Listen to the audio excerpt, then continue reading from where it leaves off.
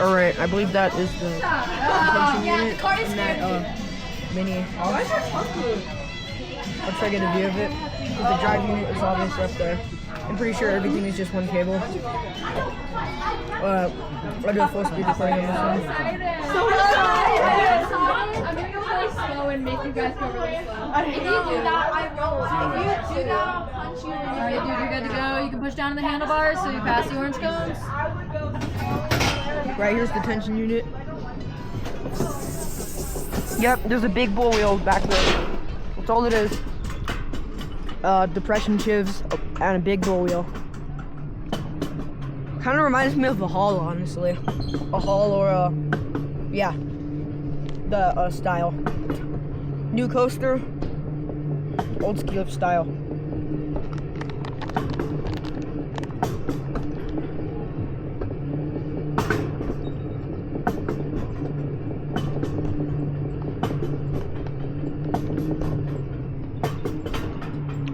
Tower there. And again, we got this T-bar style rope deflection. There we go again. Well, it's not quite the same on a T-bar because you have to turn. The inward turn has to messes with the grip. So there's a special thing you should watch. YouTube video about it. This one in the world.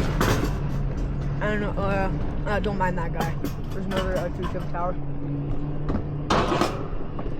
And up to the third, it's pretty amazing this thing is only powered by one rope. There's also a Hall style drive station at the top, like I showed earlier. It actually has two bull wheels, where one crosses over the other.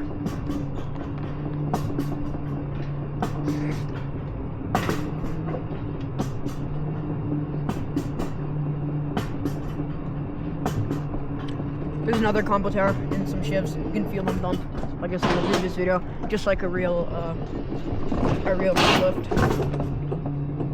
And also, like I said, this pretty much is a real ropeway because it uses a rope. I mean, it uses ski lift style sheaves and cable.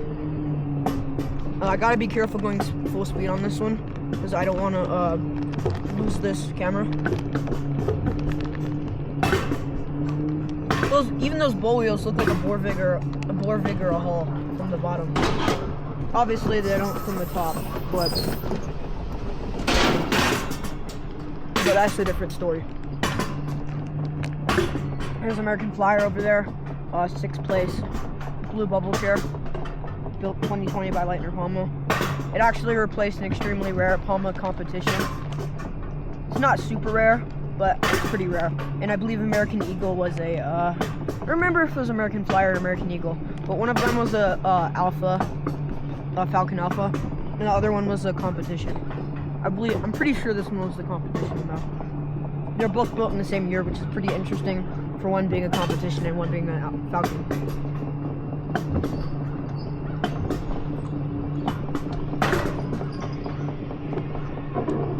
The old American Flyer and American Eagle were built in 1989. Woo! No brakes!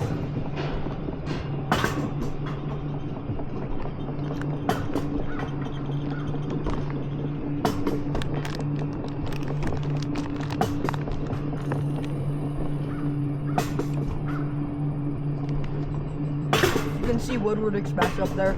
That's the upward line. I don't think I'll ever be able to get a video of the drive station.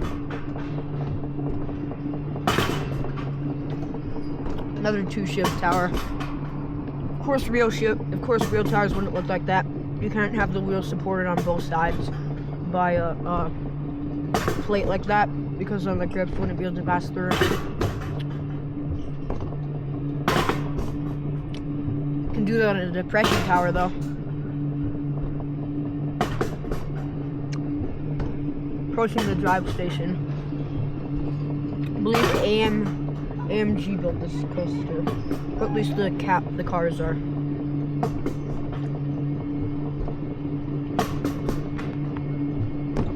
I'm gonna be going full speed on this one. See if I can get a good view of the drive station.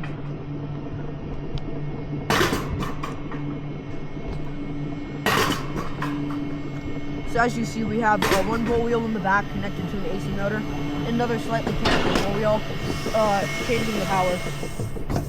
There's the operator house, and here we go, full speed, no brakes. Holding onto the camera very tightly.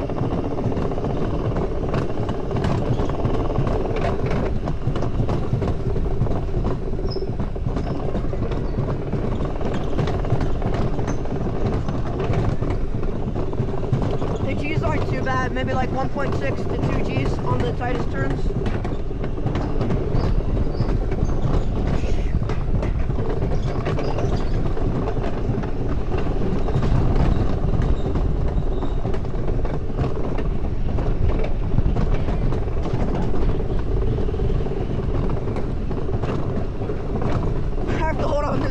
Tightly. I really don't want it to fall. It's basically the brake system. If you can see those two middle rails on the track, they there's things on this car that press down on those rails, and little tractions right plates that cause friction and slow this thing down. We go quite fast down this section, that's for sure. Watch out for slower people.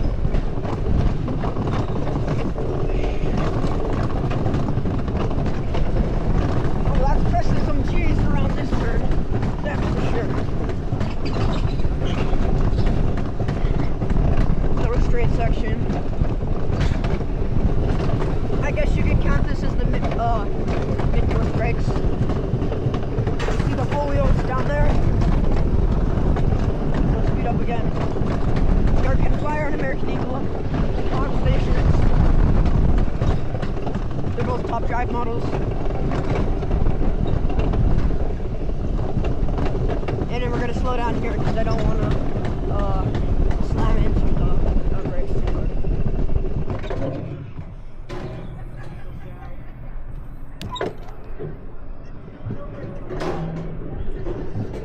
A bit further. Alright, you can be head out to the right. Thank you.